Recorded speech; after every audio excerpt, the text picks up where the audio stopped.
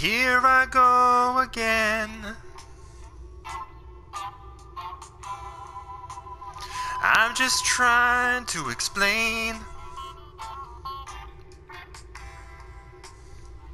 the way I feel.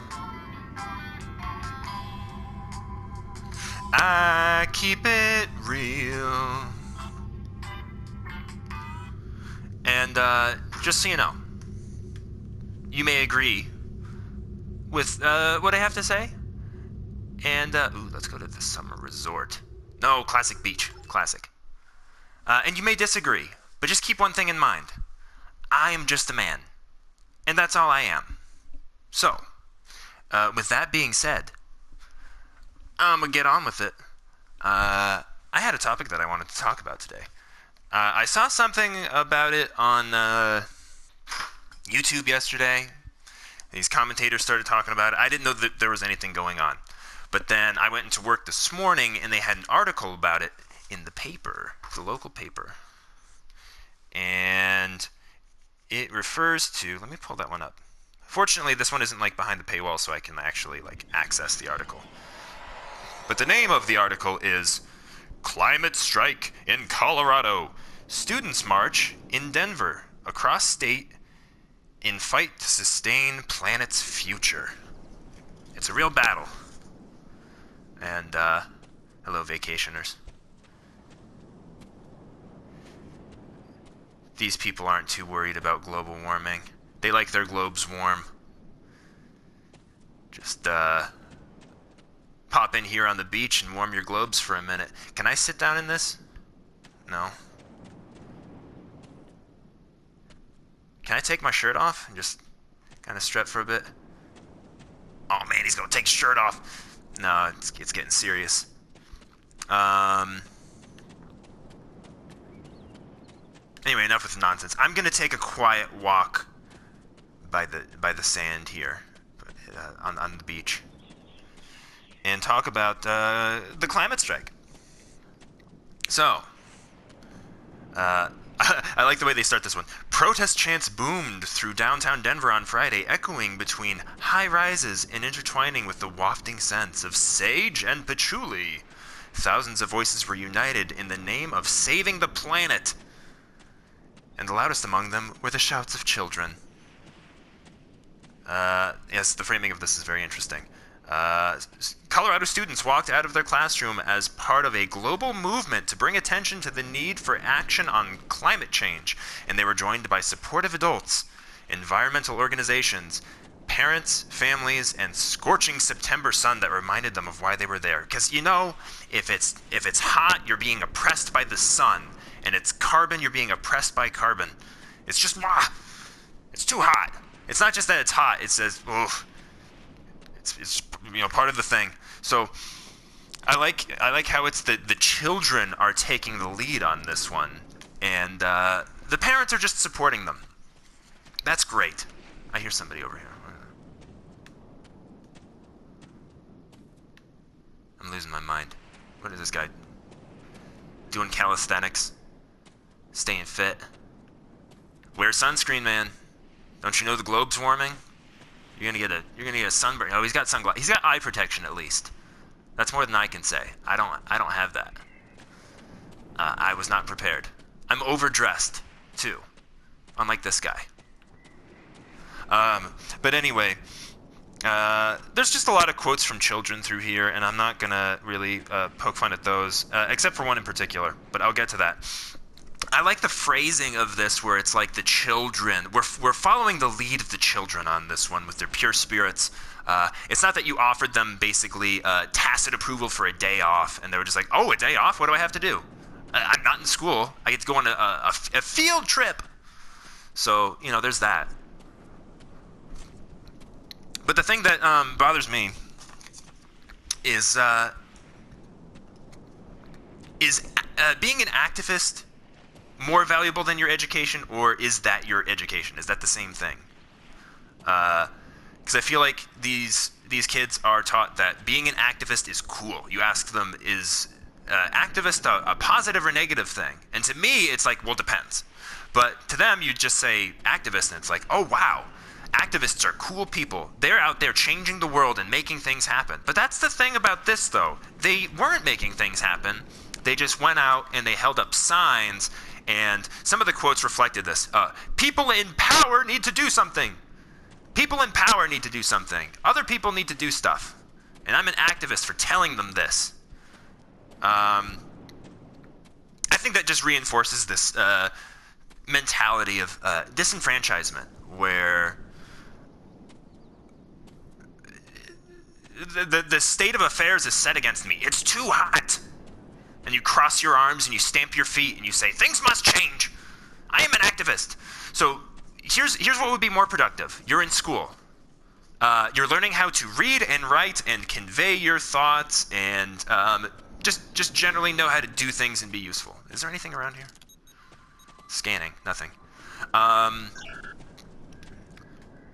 That's an interesting formation there. So I think that their time would be better spent, especially if they're very convicted about this climate change thing. Write a paper. I want to see a series of papers that show, like, what you think should be done, or what you would plan on doing, or inventions, or businesses, or just learning about, like, alternative energy things, like anything related with that. And if you had some kind of fair or festival, I would be like, that's great.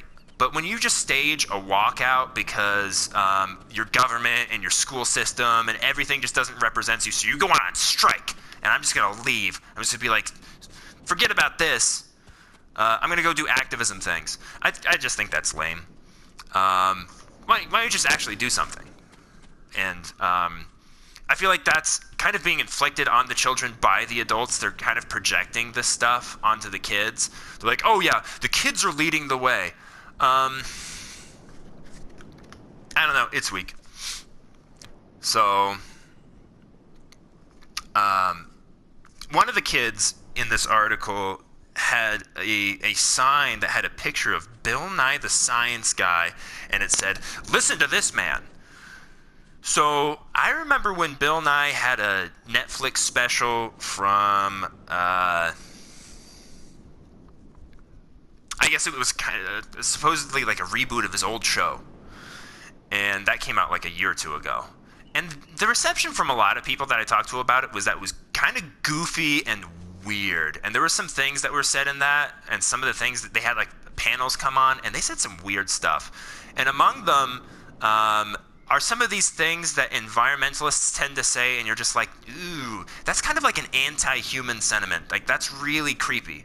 Now, this wasn't on the Bill Nye, but I remember a friend on Facebook shared this meme, and maybe you've seen it.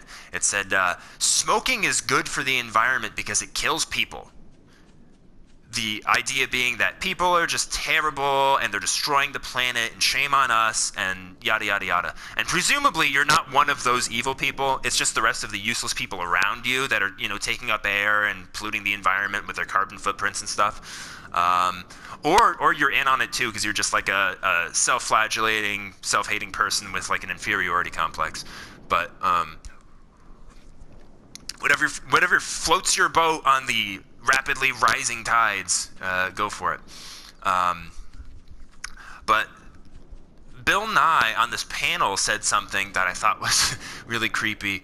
They were talking about, like, I don't know if it was him in particular, or somebody on the panel, and they were like, so we just should stop having so many children because there's too many people on the planet is overpopulated. And then they went even further, and they were just like, especially you white people, because white people in Western societies, by and large, consume more products and produce a larger carbon footprint. So then I look at all these children that are out there that are leading the way for us, and I see pictures of them holding up their little signs and stuff, and I want to be just say to them, like, oh yeah, one of them was just like, I want to have a future, and it's just like, well, yeah, but you shouldn't have kids. Like, and are you going to tell them that? Are you going to tell that to the children? Like, yeah, you're kids now, but you should never have kids because, you're already a burden on the planet, children, and your children will even be more so of a burden. So, yay! The joke I came up with was, back in the day, it was, on The Price is Right, Bob Barker came on at the end and said, don't forget to spay and neuter your pets. And now in the social justice era, it would be like if Drew Carey came out and he was like, don't forget to spay and neuter your children because of their carbon footprint. Like, I feel like that's just the point that we're getting to. It's so ridiculous, and people are out of touch. But that's what happens when it just seems to be very up in your feelings. But who's providing leadership here? Because all you're doing is just going out and saying no. And it's like this prolonged phase of the terrible twos, like when you're a 2-year-old and people tell you no and you get upset, and then you start telling everybody else, no, no, no, no. It's kind of reminiscent of this, because it's like, somebody needs to do something. No, no, no, no, it's bad. And it's like, okay, we'll do something good. You're in school. You're full of imagination, and you're full of potential. So why don't you harness that energy and provide some solutions instead of basically what is this convoluted political gesture? I saw some other pundits making comments on this. I didn't listen to those yet, but I feel like it's kind of going to be along the same theme there. I think they're kind of seeing what I'm seeing. Because I just don't like this hiding behind the children thing. Like, if they're all about it, then that's their business, I guess. But should they get a day off from school so they can signal and hold signs and stuff? I mean, I think there's more productive things that they can do. It's kind of like saying, like, it really is a rejection of, like, my government and my president and my school, which is part of this system that's just destroying the earth, so we're going to walk out on strike. It's like, okay. Hopefully that school you're going to equips you with the ability to do something about it if you're not too busy walking out and crossing your arms and having a huff. I'm not saying that there isn't. I don't know. I don't know what my opinion on climate change is. I just remember when it was global warming, and it's not global warming anymore. Now it's climate change. So that makes my ears prick up. Like, maybe there's some kind of like euphemism stuff going on here where the language is changing. Now, the Earth is getting warmer. I remember seeing an interview. I can't remember exactly how it went, but somebody was asking, like, Bill Nye, like, okay, you're urging us to do all of this based on the climate science. Here's some specific questions about the climate science. And he didn't really have any answers.